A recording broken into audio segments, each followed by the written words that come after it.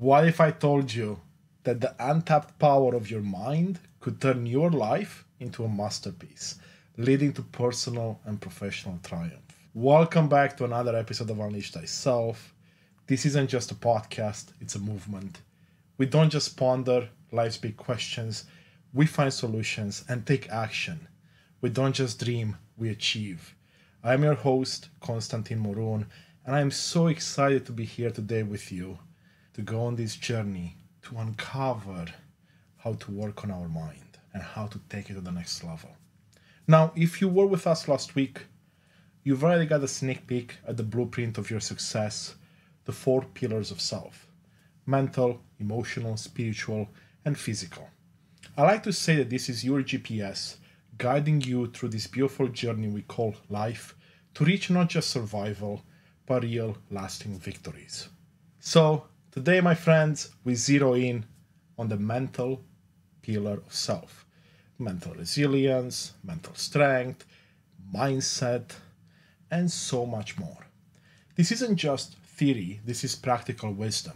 We're not here to ponder what could be, but to unlock what can be.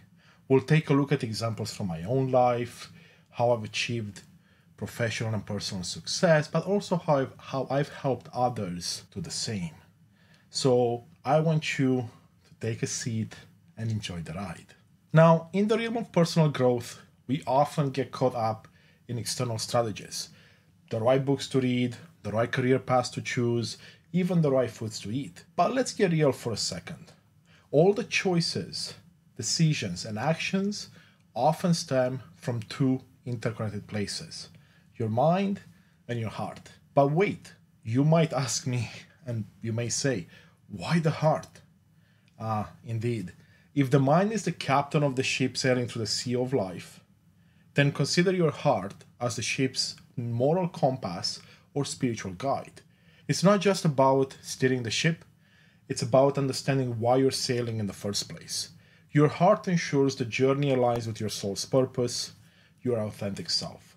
So, when we talk about the mental pillar, know that it's only part of the equation, a part that must work in harmony with the heart for a truly fulfilling journey. And I like to mention this early on because what I've realized in life, and now that I'm 40, I can look back and see quite a bit of it happening, is that when I was truly successful in whatever I did, and when I look now at what I am truly successful in, it has always been when I married the mind with the heart, put the two together, and then achieved the results I was after. With a smile on my face, finding joy and fulfillment in everything that surrounds it. So, if we go back to the topic today, the mental aspect of ourselves, right? That mental pillar. Why do we want to focus on that first, and specifically why today?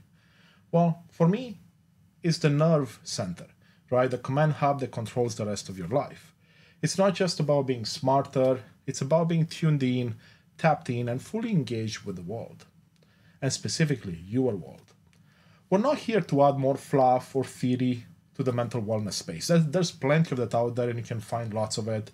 And if you can't, message me and I'll send you lots of resources.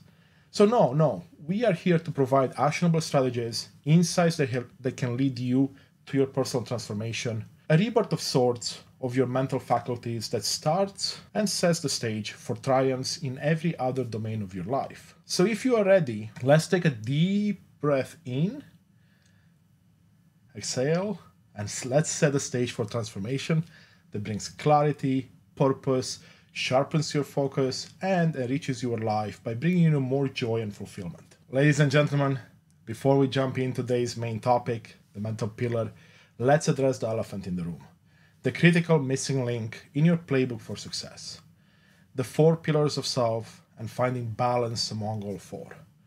Now, the 4 pillars of self aren't just buzzwords. They're your intellectual property, your gold mine. The 4 pillars again are mental, emotional, spiritual, and physical. They are non-negotiable components for unlocking your full potential. Think of them as the ultimate productivity hack, the secret sauce that transforms you from being just good enough to extraordinarily great. Now, Aristotle once said, knowing yourself is the beginning of all wisdom. This speaks to the essence of the 4 pillars of self and what I like to bring to you with every episode of this podcast. A chance to look at yourself and look at your world with a different lens and find ways in which you can perhaps challenge an old belief, an old limitation, an old view, and emerge that much stronger. Now, if you look at the pillars, right, each of them offer not just an incremental gain in the moment, but also exponential leaps in your personal and professional development. And before we dive in, let's take a moment to underscore the scientific basis of what we're discussing. Now, while you may not find a single study proclaiming the 4 pillars as the end-all be-all, each of these pillars has a wealth of research behind it. And I want to emphasize this is not a new theory. I didn't just come up with this, get downloads, or make it up on my way to work, but really it's a synthesis of empirical truths in neuroscience, psychology, and well-being. And personally, I've been on this journey for a couple of decades and really took charge of it in the last decade or so with a much bigger emphasis in the last half a decade. So it's based on everything that I've not only done myself, but what I've seen others around me do, what I've helped others do and achieve, and really taking a look at what's worked and what hasn't worked. And keep in mind, at the end of the day, whatever we share will likely work for you to some degree, but because we're all unique, the tools that work for me will not 100% work for you. So you can take whatever parts work for you, toss out the rest, and continue your beautiful journey. So in conclusion, we're just simply bringing them all together in a comprehensive framework, making the sum far greater than its individual parts. For example, and we talked about this in the past as well, I have been very successful in my professional career because I focused a lot on the mental side of things. And I may have ignored my emotional states or my emotional pillar, and definitely my spiritual pillar, and of course the physical pillar for many, many years. And there were different seasons of my life, right? So maybe in one season I focused on the mental pillar and I focused a bit on my emotional pillar. And there was a season where I was really all in on my physical pillar and ignoring some of the others. And in the end, while I got successes, it didn't really get me to a place where I found joy, fulfillment, and happiness in everything I do in life, until I looked at them holistically and said, you know what? I can't just work on my mindset, but ignore all the emotions that keep coming up and things that trigger me. I can't just work on my mindset if I don't take care of my sleep. I can't just work on my mindset if I don't take care of my physical body, which, as you can tell, it's a work in progress. But now I'm aware of the implications and I have a much more compelling why as to why I should be doing everything that I'm doing. So it's all fun and games, right? But you may wonder, why do I emphasize a holistic approach at looking at all these parts of ourselves? The reason is simple. Focusing on just one area might yield improvement, sure, but it won't bring the holistic transformation that most of us are seeking. So in other words, let's say you focus on getting your career on track and making lots of money, but you ignore everything else. What's going to happen? You're going to reach the goal, but likely you're not going to find the joy and fulfillment you thought you would when you started the journey. Another example I can give you, a strong mind, for instance, is wonderful, but it can be limited if you're emotionally drained or physically unwell. I mean, I remember so many examples in my life when I thought I was on top of my mental game, but then I would sleep 4 hours a night for like 5 days in a row, and then wonder why I couldn't perform at the best of my ability, or even close to it. So allow me to guide you through the framework that's transformed my life and countless others, beginning with this pillar that influences how we perceive and navigate the world, the mental pillar. This part of us doesn't work in isolation. And as I mentioned earlier, it's the command center that, when in sync with the emotional, spiritual, and physical pillars, directs you towards a life of unbounded joy and fulfillment. And that's really my goal in this life, is how can I find more joy and more fulfillment and do more of that?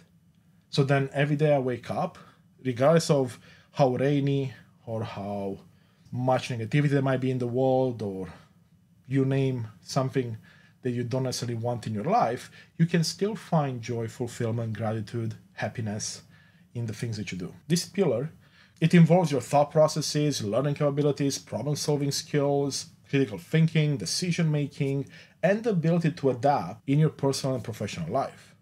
All of these elements act as the engine driving your journey towards self-improvement. It's not just about intellectual capabilities, but also about a growth-oriented and adaptable mindset. And as I mentioned earlier, I do love to weave in the idea of following your heart and not just your mind.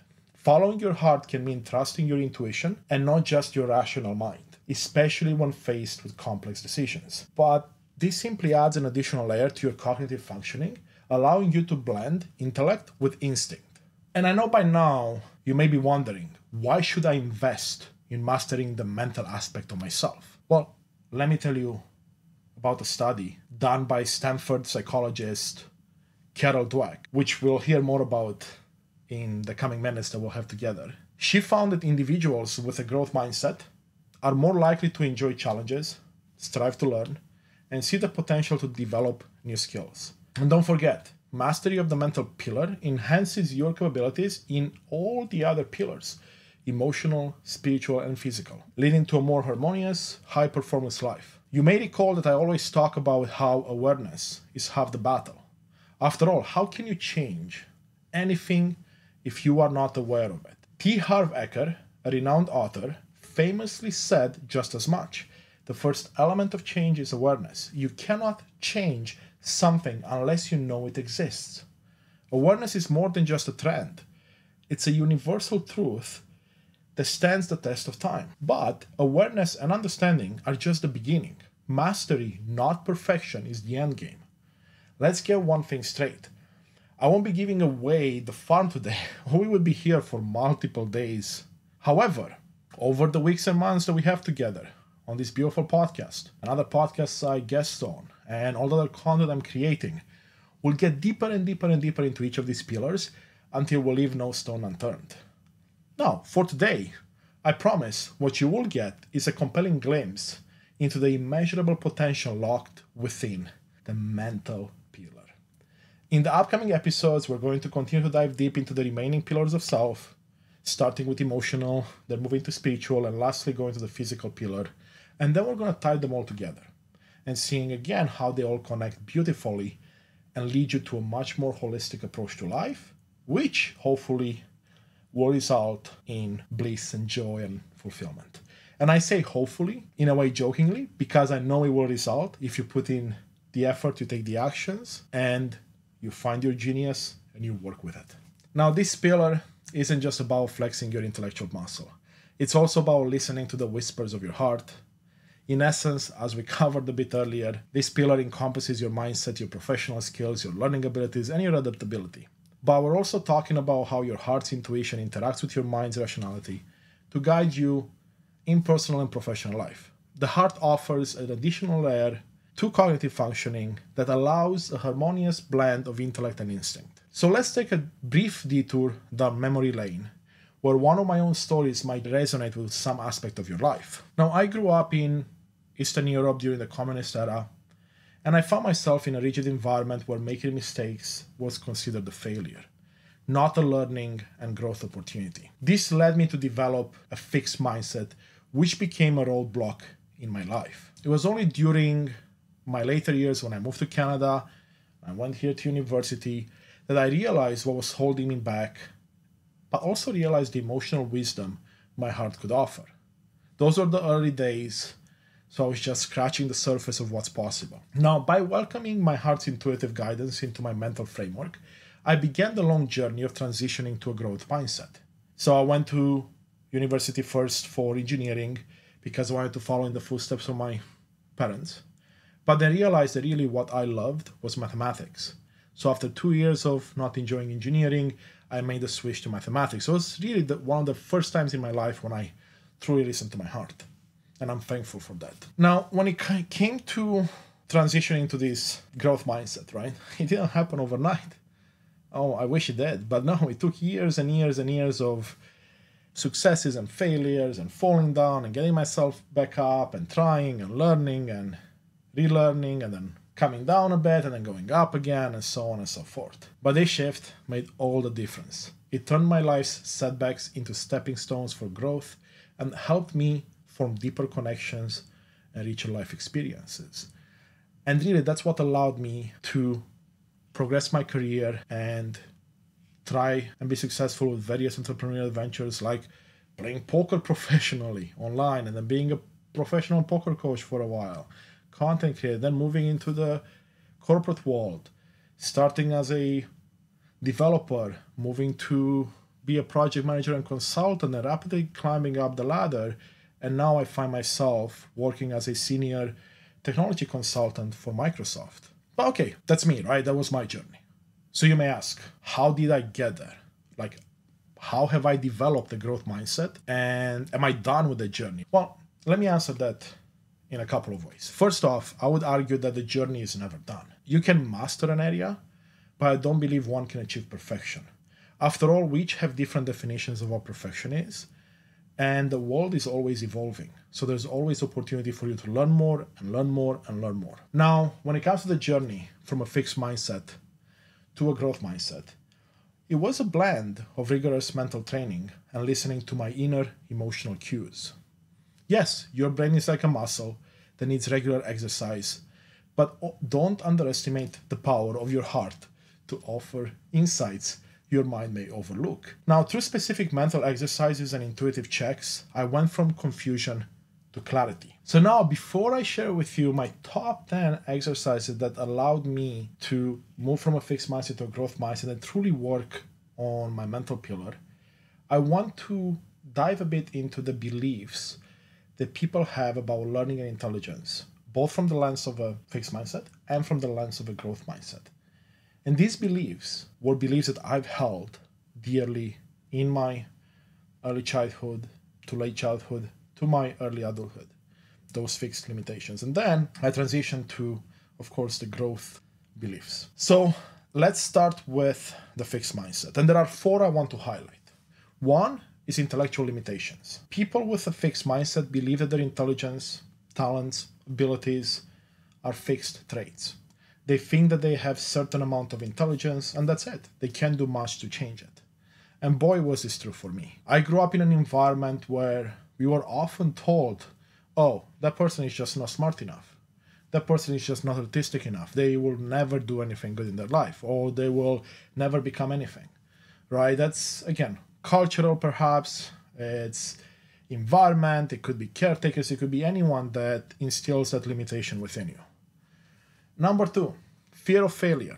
Now, because they see their abilities unchangeable, people tend to avoid challenges and opportunities for growth, fearing that failure will expose their limitations.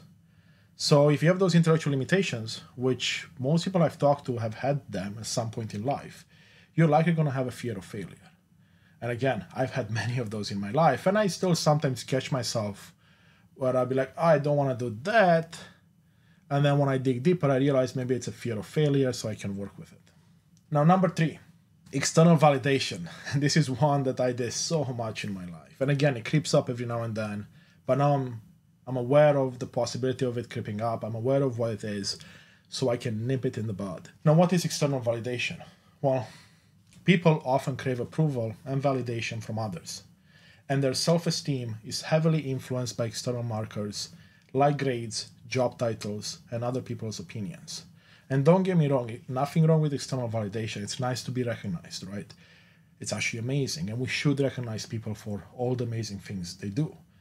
But when it gets to be detrimental for us is when we essentially give our power away and expect this validation, and if we don't get it, or if we don't get it the way we expect it, we start to feel bad. We start to go down on ourselves. We beat ourselves up. We remind ourselves how not good enough we are, how bad we are, that our teachers in 2nd grade and 4th grade were right, that we will never do anything right in our life. That's what you need to be aware of and be on the lookout for. And number 4 on this list is to avoid challenges. Now, again, I was in this category as well.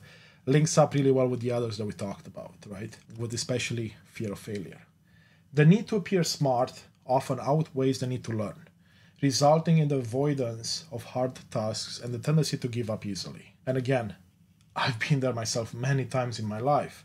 be it in my childhood, early adulthood, throughout my entire life. But through the exercises I'm going to share with you in a few minutes, I was able to overcome intellectual limitations, fear of failure, external validation, and the fear of taking on challenges, or rather avoiding challenges. Now let's take a look at the beliefs that people with a growth mindset will have. And again, these are just the top 4, there's many more. And these resonate really well with what I am in my life right now. First one, and I love this one, is infinite potential. People with a growth mindset believe that their skills and abilities can be developed over time through practice, learning, and perseverance. So you can see how this is directly opposite to intellectual limitations. You are an amazing, beautiful being. You are unlimited, which means you have infinite potential. Don't let anyone, and I mean anyone, tell you otherwise, because you're an amazing soul having a human experience with this infinite amount of potential and wisdom within you. And if someone made you feel otherwise, shame on them, because likely they were made to feel that way and that's all they knew. So if there's anything you take away from this conversation, know that you are infinite and you have infinite potential. Number 2, embrace challenges. People with a growth mindset are more likely to embrace challenges as opportunities to grow, and they're not afraid of making mistakes. Now again, this was a tough one to get to for me because the way I grew up in Eastern Europe, if you made a mistake, you would get punished, you would be looked down upon, you would be made to feel stupid. And guess what happened? I did the same things to me. I would punish myself. I would say, Constantin, how stupid you are to do this. Not ideal, right? But hey, now I embrace those challenges because I know that even if I fail, what's the worst that can happen? Well, I get to learn something from it. And then I can try again if I want to. I mean, that's amazing, right? I mean, what more can we ask for? So look at challenges as opportunities to learn from. And through challenges is how most of us, if not all of us, grow. If we stay where we are, well, tomorrow is going to be the same. And a year from now is going to be the same. So let's go to number 3, internal motivation. People with a growth mindset generally have motivation coming from within. They have a passion for learning and or the satisfaction they get from the process of growth, regardless of the outcome. So when I started this podcast, I had some doubts about myself.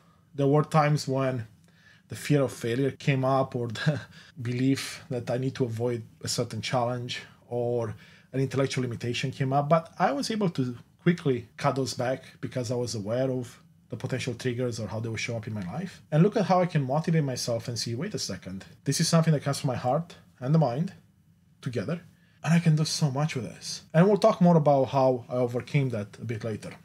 And of course, once we get the emotional pillar. And number 4, resiliency, or being resilient. So people with a growth mindset, when they encounter setbacks or failures, they're more likely to bounce back, examining what went wrong and adapting their strategies accordingly. Now, I'll leave you with this thought. Look back at anything you've done in your life. Find the time when you had a setback, a failure, you fell down, something didn't work out. How quickly did you bounce back? What made you bounce back? Or what made you stay where you were for a longer time? Did you examine what went wrong? Did you adapt new strategies for the next time? Did you take the lessons learned out of it? If you haven't, I invite you to go back and look at that again. And again, you'll see this is one of the special tools I mentioned earlier. So a quick recap for growth mindset, infinite potential. Yes, even you.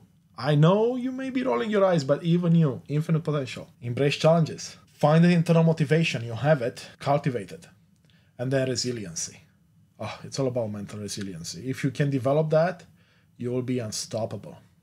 Okay, so fasten your seatbelts because I'm about to share my top 10 exercises that have made a massive difference in elevating my mental fitness, my mental resilience, my mental stamina and strength, and of course my mindset. Number 1, asking myself, what can I learn from this situation, from this challenge, from this opportunity, in everything I did, and I still do to this day. So thus, I'm seeing every opportunity as a lesson waiting to be learned.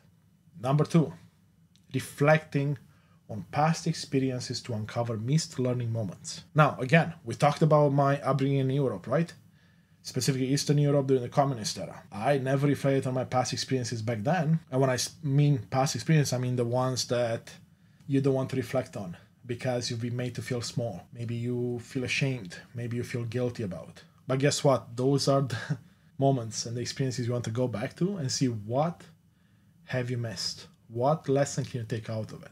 And I'll give you another example that this was huge for me. Most of the people I talk to say that they've experienced it in their life as well. So I'm curious if you have experienced this. Do you have memories that come up seemingly at the most inopportune times and you feel so ashamed of that memory, or maybe there's fear associated with it, or maybe there is some trauma associated with it, and then maybe an anxiety trigger kicks in, but before you can deal with it, you try to shove it back down because you're like, I cringe thinking about that. Well, I've had a lot of those in my life because like every human being, we make mistakes, and I made mistakes, and I'm like, I don't want to think about it, but we come back up time and time again, right? And what I've realized is that those experiences come up because there is a lesson in there that we haven't taken yet. And you can think of it as God, the universe, your higher self, your ego, your mind, your heart. It doesn't matter what you believe in. You can think of it as sending you reminders. Hey, Constantin, remember that thing you did when you were 15 that you keep trying to push away? Well, there's a lesson waiting for you there and you're not taking it. So how about you go back and take it? Anyway, think about it in your life. Do you have any of those coming up? I would love to hear from you in the comments, actually, or send me an email or reach out to me. I would love to hear your stories. So number 1 and 2 was asking myself what I can learn from the situation and reflecting on past experiences. These go hand in hand. When I implemented this in my life, I saw a massive shift very quickly because all of a sudden there were so many lessons around me and I didn't need to look externally. Those are all internal, right? Because those are things that happened in the past or are happening now. So you don't need someone to come tell you anything. You have those within you. So go in and use them. What's number 3 on my list? And again, these are in no specific order other than how they came up to my mind, because I do believe all of them are important. Number 3, mental rehearsal. Before facing a challenge or a new experience, I mentally rehearsed how I want to handle the situation. I visualized the success and how it made me feel, and this made it real and it helped me attain it. Now, I used past tense here because we're talking about what I did in the past, but it's the same for what I'm doing today. Like when I'm recording this episode for all of you, I actually stopped and looked at this. Okay, it's only my second time recording a solo episode. I have to talk into the camera for X amount of time. It's a new challenge, right? It's a fairly new experience. So I mentally rehearsed how I want to handle the situation. I did some scripting, I did some rehearsal, and then I just visualized the success. That this is going to be amazing, right? It's going to give me so much. It's going to give so much to you, our beautiful audience. But then also I thought about or visualized how it made me feel. It made me feel joyful. I mean, you can see the smile on my face, right? It made me feel happy. It made me feel accomplished. It made me feel like I'm giving back, like I'm learning. So all these feelings have come up, and I allow them to come up because when you realize the power of emotions and feelings, which again we'll cover more in the next episode, it's going to be a game changer. And guess what? This will help me attain this for this particular challenge. Now, another example of this is when I made a jump from a leadership role within a tech startup to a senior role within Microsoft, which was about 6 years ago when I was in my early 30s. And you may wonder, I mean, why is that such a big deal? Well, at the time when I made the change, and even now, getting into a top organization like Microsoft, Google, Apple, you name it, there's usually a lot of competition, top performers applying left, right, and center, and you have to be at the top of your game to be able to stand a chance. And you don't just have to have an amazing mindset, but you need to be able to execute on all levels. Like how you interact with people during the interview process or even before it, how you interact with people after the interview process, how you talk to yourself, how you visualize things, all of that becomes really important. So let's move on to number 4, seeking feedback. Now this one is important. I mean, all of them are important, so who am I kidding? But I say this is important because it was something I struggled with a lot because of my ego, because again of all those beliefs I had from my early childhood. But actively seeking for constructive feedback helped me identify areas for growth that I might have overlooked. Remember, we only have our view of the world. If we don't get feedback from external sources, if we don't seek feedback, what's going to happen? We're going to stay with our view, and then we're not going to see our blind spots, and we're going to miss out on opportunities. Now, it takes courage to ask, don't get me wrong, but the insights gained can be invaluable. In my professional career, but even in my personal life now, I have a process where I consistently ask for feedback. And I also offer feedback. But I don't just do it willy-nilly and go like, hey, Mike, here's my feedback for you. I might do it in a more gentle way, or I may actually go and say, hey, Mike, amazing presentation today. I took some notes down. If you'd like, I can share them with you. It might help you for future presentations. And then just leave it with them, right? You're just offering, and then it's up to them. Now, number 5 on the list, so 5, is affirmations. And yes, this may sound crazy or woo-woo, and trust me, I'll be honest with you, this is something that I started doing more recently. I thought it was woo-woo, right? It's like, affirmations, that's what those people do, not me. But once I started looking into it and the studies around it, and I started working with my therapists and they started mentioning, I'm like, ooh, there's something there, right? I realized that creating and repeating positive affirmations, mantras, if you will, can serve as a mental pattern interrupt, shifting you away from a fixed mindset towards a growth mindset. So if you're always saying, without even realizing, negative thoughts to yourself or negative things to yourself, just starting to switch to positive affirmations or mantras will provide that interrupt, right? And that's why they work, because they interrupt your old patterns with new patterns that are working in your favor. Now, number 6 on my list, challenging assumptions. So this is one that I always have to remind myself of, right? Because I'm 40 years old now. There's a lot of assumptions I made in my life, and things have happened a certain way. I lived in Europe, I live in North America, right? There's a lot of assumptions that go with that. But whenever I catch myself thinking that I cannot do something, I challenge that assumption. So you can ask yourself, is it really true? Are you going to fail? You can't do it.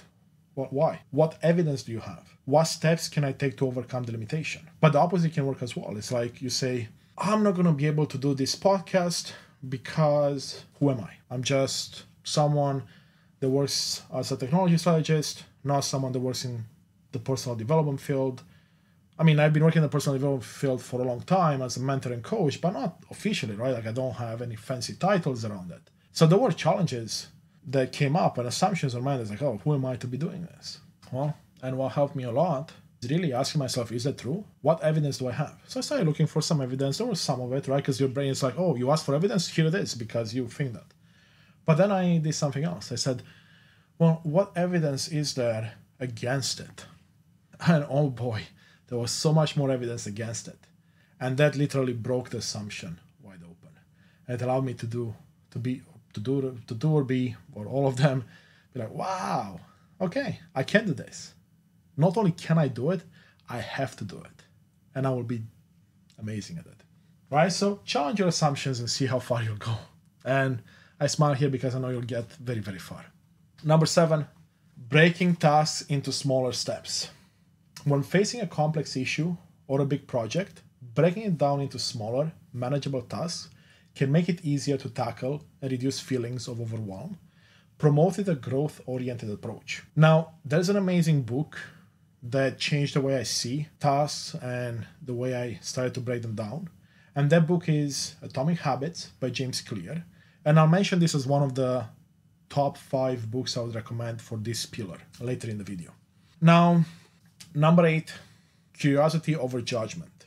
Tough one for most of us. Now, whenever I encounter a new idea or perspective, I try approaching it with curiosity rather than judgment. This opens the door to learning and evolving. For example, and I have an amazing example from my life that actually happened recently and as a result of me starting this podcast. In the past, I would not approach less mainstream healing methods with curiosity, but rather with judgment. I have a science background, so if something is not 100% proven in science, then I'll be like, not for me. But then I said, you know what? I'm curious. I'm a curious being. I always like to ask, what if, or is there more to life than what we understand? So a good example here is hypnotherapy or hypnosis, right? I always thought that's something they do on the stage, fake it up and mind control people. But after I switched my approach, I interviewed a couple of hypnotherapists on the show And I got intrigued. I was like, wow, the subconscious mind is really powerful. Let me learn more about it. And a few months later, after I did quite a bit of studying, I reached out to one of the ladies I interviewed here, Amy, which, by the way, you can find the episode and I'll link it in the top in the show notes. And I became curious.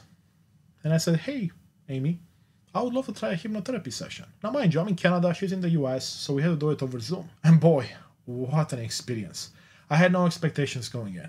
Open mind, see what happens. I would say it was life transformational. I've got to heal so many childhood wounds and even traumas.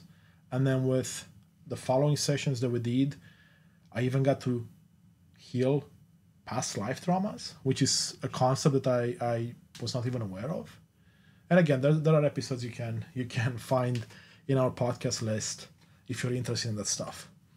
Now, of course, it wouldn't be a Unleash Thyself podcast if we wouldn't have some dedicated episodes to the subconscious mind, not just with guests, but also with me breaking them down and sharing with you my stories of how I've been working with the subconscious mind, be it through hypnotherapy or other methods. And these episodes will come up in the next few months.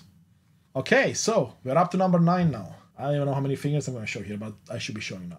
Mindfulness meditation.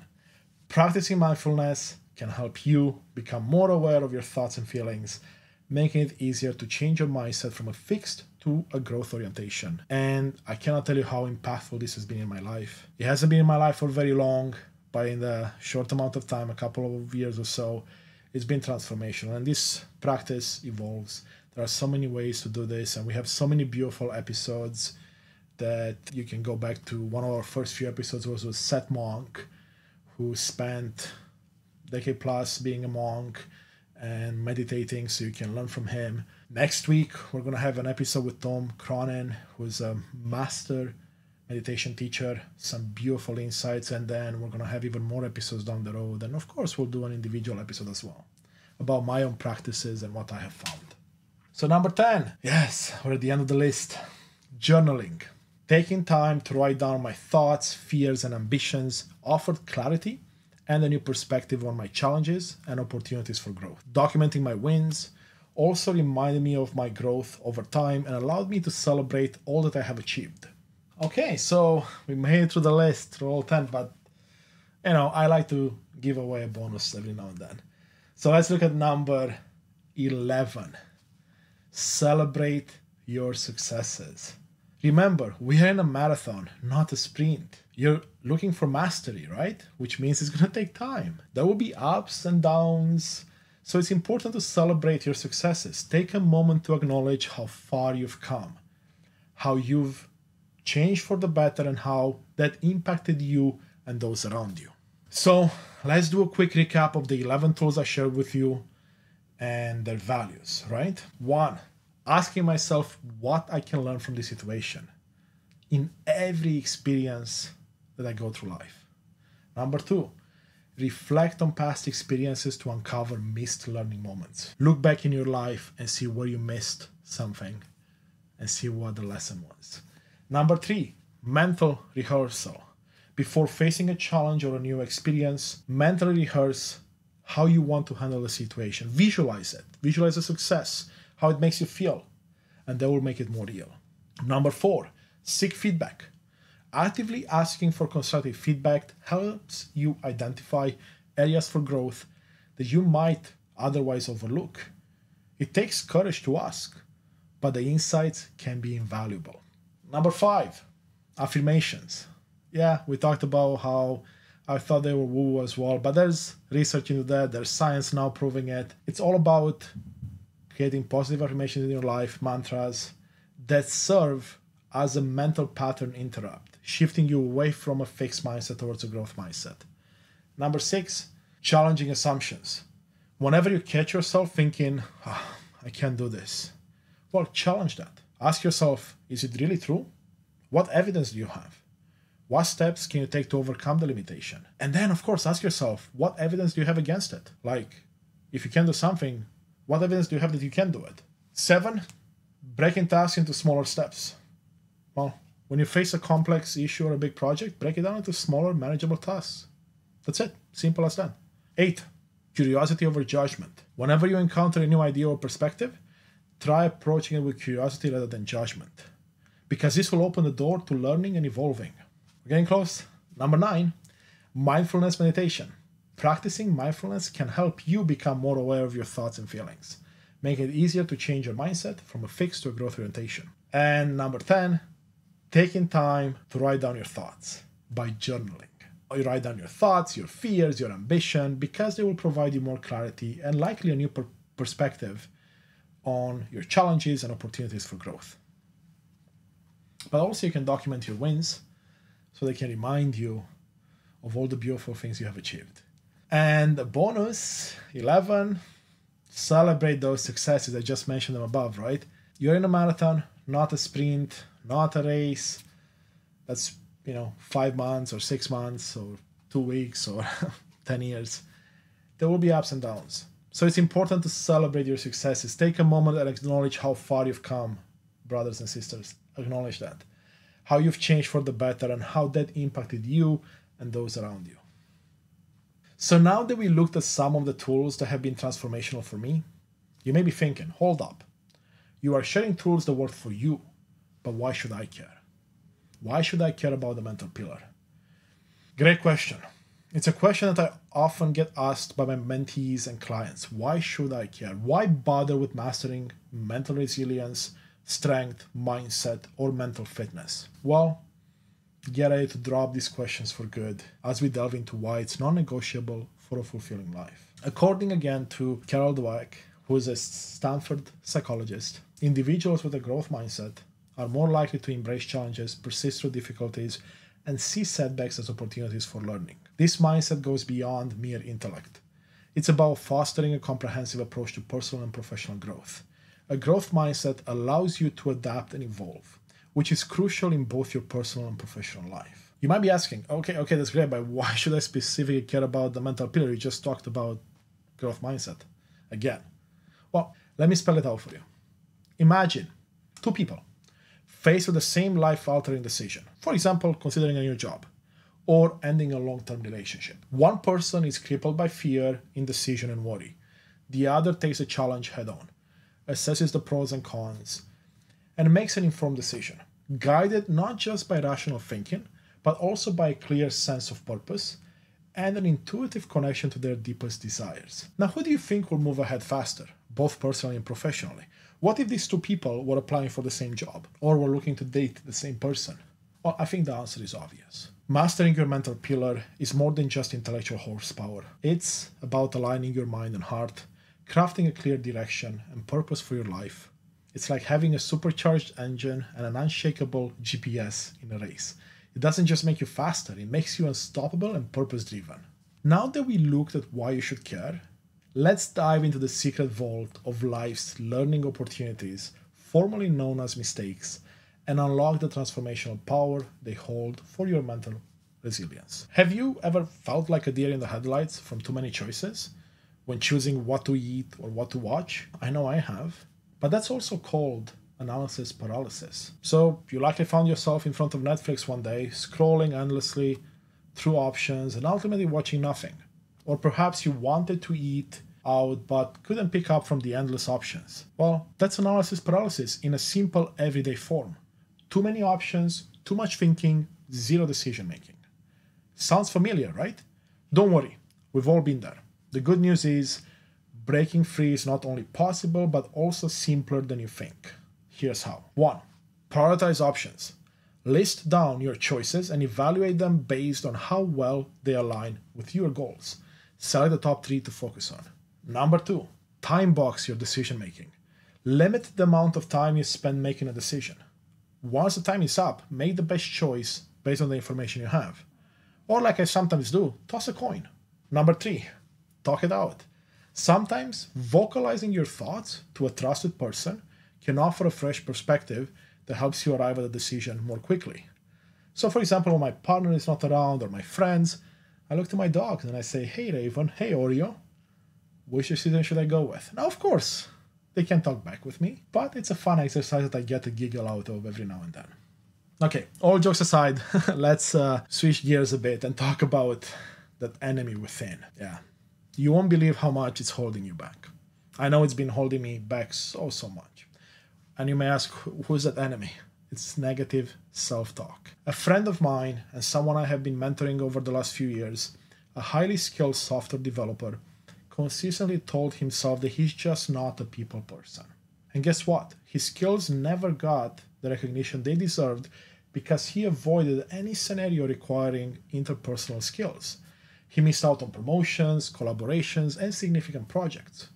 However, once we unpacked what was going on and set a plan in motion, he was able to overcome this challenge, learn from past experiences, and make a lot of progress in a short amount of time. And the result?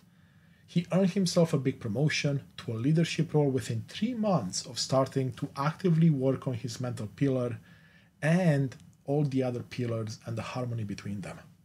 So what can we do about negative self-talk? Well, one, we can label it. Whenever you catch yourself in a negative self-talk, label it as such. This distancing technique can lessen the emotional impact. And remember, you can reframe it, you can bring in affirmations in, and so on. Number 2, challenge and replace. Question the validity of your negative thoughts and replace them with more constructive and accurate statements. Number 3, seek support. You don't have to do this alone. Confide in someone who can offer an objective viewpoint and perhaps even present evidence that challenges your negative beliefs. It can be a coworker, a friend, a coach, a mentor, or someone you trust. Have you been here before? This battle between what I say and what I do? And why is it crucial to align them? Well, this is also known as cognitive dissonance, where your actions and beliefs don't align. Perhaps you've met someone who claims to be an environmentalist, but takes an Uber for a 2-block journey. I know I have. That dissonance between belief and action is a trap that we often fall into, muddying our clarity and impeding growth. So how can we tackle this challenge? Well, 1, do a self-audit. Regularly check whether your actions align with your values and beliefs. Step 2, modify beliefs or actions. Make a conscious choice to either change your actions to align with your beliefs or change your beliefs so they align with your actions. Many of us fall into the trap of saying, you know what, my actions don't align with my beliefs. But then we don't realize that the beliefs we have, or some of the beliefs we have, are actually not ours to begin with. So look at both. Number 3, seek accountability. Share your goals and values with someone who can help you stay accountable. This can be a friend, a coworker, a mentor, or even a coach. So now that we've covered some of the more common challenges we face on this beautiful journey, it's time to look at some additional resources that could provide a helping hand. So, if you are ready to become a mental gymnast, here are 5 must-reads that will set you on the path to mastery. 1.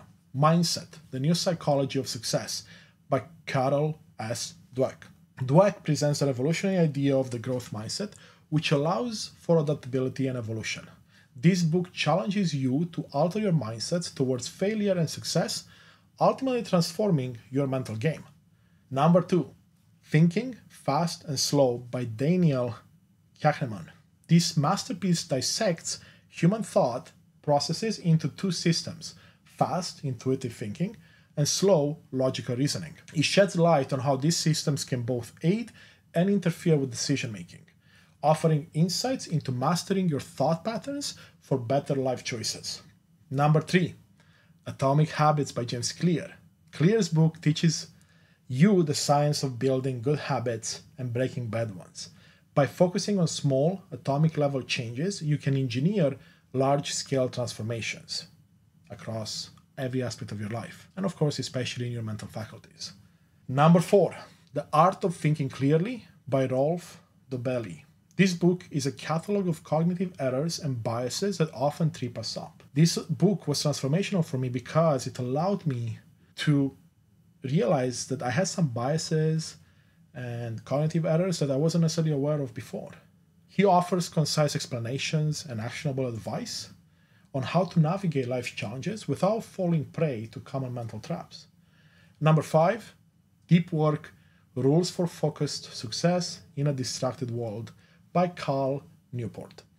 Newport argues for the value of deep, focused work in our increasingly distracted digital age. He presents compelling methods to hone your focus, thereby exponentially improving your mental effectiveness. By now, you can probably see how these mental shifts translate into the real world. To recap, in your personal life, working on the mental pillar can improve relationships by helping you communicate better and be more present with loved ones. It can increase self-esteem by shifting your self-talk and perspective on life's challenges, ultimately leading you to a more satisfying, happier life, filled with joy and fulfillment. In your professional life, a strong mental pillar can be a game changer in your career. From improved decision-making to better stress management, these skills will make you an invaluable team member and a natural leader. Remember, mental fortitude isn't just about IQ, but it's also about EQ, or emotional intelligence, which is often cited as a key trait for rising in the ranks and leading teams effectively. And we will delve much deeper into EQ in the next episode, which we'll dedicate to the emotional pillar. So in conclusion, life is all about trial and errors, right? But remember, as Albert Einstein wisely said, anyone who has never made a mistake has never tried anything new. So embrace both your intellect and your intuition. Know that you are an unlimited being with unlimited potential. Yes, even you. When mind, right, and heart work in harmony, the possibilities for your personal and professional growth are endless. As we delve deeper into the other pillars, emotional, spiritual, and physical, in upcoming episodes, you'll see how they all interconnect to create a holistic, empowering framework for personal and professional development. So take the steps needed to cultivate your mental pillar, reflect, exercise your mind, listen to your intuition, and prepare for a life of unbounded joy and fulfillment. Thank you from the bottom of my heart for joining me today to dive deep into the mental pillar, a cornerstone of the 4 pillars of self. Be sure to tune in for the next episode, where we'll explore the emotional pillar and its significant role in your life's journey. If you found value in today's episode, I'd be extremely grateful if you could take a moment to subscribe, like, comment, rate, and review Unleash Thyself on YouTube or your preferred podcast platform. Your support helps us grow and reach more people on their unique journeys. This is Constantin Morun, reminding you that no one, and I mean no one, is more capable and has more knowledge to save you and take you to the next level than you do. Continue the journey to know thyself so you can unleash thyself, and we cannot do it alone, so we're going to do it together. Thank you.